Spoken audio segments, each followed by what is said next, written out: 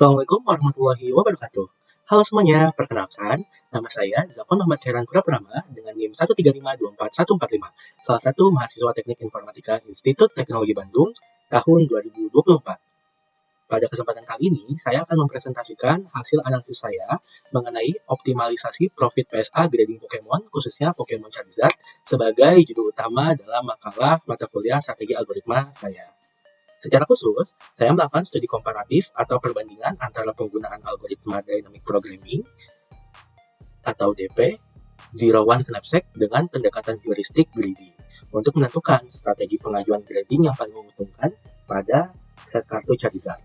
Penasaran bagaimana hasilnya? Mari kita simak pembahasannya. Sebelum masuk ke teknis, apa sih sebenarnya PSA grading itu? Secara sederhana, Professional Sport Authenticator atau PSA adalah salah satu lembaga yang memeriksa kondisi fisik kartu koleksi kita, mulai dari sudut, permukaan, hingga centering kartu. Hasilnya mereka akan memberikan nilai 1-10.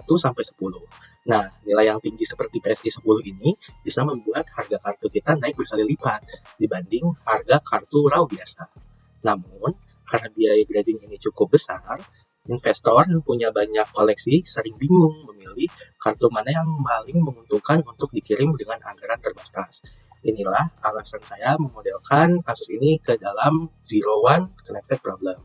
Kita petakan kondisinya menjadi 3 variabel utama seperti pada layar, yaitu ada kapasitas atau W adalah total anggaran modal yang kita miliki, W besar, lalu berat, W kecil adalah biaya grading untuk setiap kartu, dan nilai V adalah proyeksi profit bersih kita.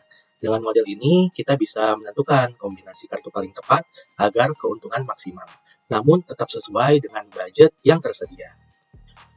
Untuk menyelesaikan persoalan ini, saya membandingkan dengan 2 pendekatan algoritma yang berbeda. Pertama, ada Dynamic Programming. Algoritma ini bekerja dengan mengevaluasi seluruh ruang keadaan atau state space untuk menjamin ditemukannya solusi yang paling optimal secara global. Dynamic Programming menggunakan metode matriks tabulasi atau bottom-up agar tidak ada perhitungan yang redundan. Namun, kelemahannya adalah penggunaan memori yang cukup besar dengan kompleksitas waktu pseudo-polinomial sebesar O n kali W. Sebagai pembanding, saya menggunakan greedy algorithm. Berbeda dengan Dynamic Programming sebelumnya, ini adalah algoritma heuristik yang membuat keputusan optimal secara lokal di setiap tahapan. Strateginya adalah memprioritaskan kartu berdasarkan rasio atau densitas profit terhadap biaya. Keunggulannya jelas, algoritma ini jauh lebih efisien karena hanya mengandalkan mekanisme sorting dengan kompleksitas waktu yang jauh lebih ringan, yaitu O n log n. Nantinya kita akan lihat nih, apa metode greedy yang cepat ini bisa menghasilkan profit yang sama dengan dynamic programming yang sistematis. Nah, kita lanjut. Sekarang mari kita lihat hasil eksperimennya. Dan ternyata setelah menguji kedua algoritma pada 3 skenario budget yang berbeda, yaitu 100, 250, hingga $500, saya menemukan sesuatu yang cukup menarik nih. Hasilnya menunjukkan adanya konvergensi sempurna, yang dimana ternyata algoritma greedy ini mampu menghasilkan total profit yang 100% identik dengan hasil dynamic programming pada semua skenario pengujian.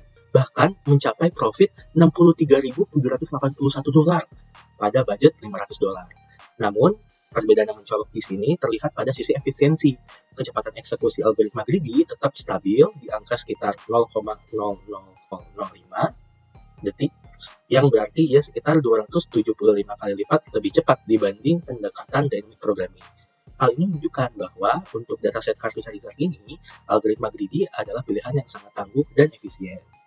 Slide selanjutnya, sebagai kesimpulan, penelitian ini menunjukkan bahwa pendekatan heuristik greedy terbukti sangat efisien untuk dataset 75 kartu Charizard kita, di mana ia sukses mencapai global optimum tanpa kehilangan yield sedikit pun.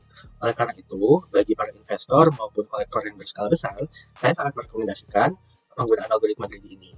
Selain eksekusinya yang near instant, skalabilitasnya jauh lebih baik untuk diterapkan pada sistem live portfolio dunia nyata. Untuk pengembangan riset selanjutnya, saya menyarankan untuk mengarahkan model ke multiple knapsack problem atau MKP. Tujuannya agar kita bisa memodelkan proses grading ke banyak institusi sekaligus, tidak hanya PSA tapi juga BGS dan CGC secara bersamaan.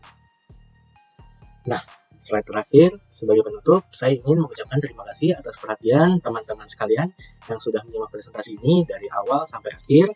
Semoga pembahasan mengenai optimalisasi keuntungan grading kartu Pokemon, khususnya Pokemon Charizard, menggunakan pendekatan Zero One to Knapsack ini bermanfaat, terutama bagi teman-teman yang tertarik dengan irisan antara dunia investasi koleksi kartu Pokemon dengan strategi algoritma.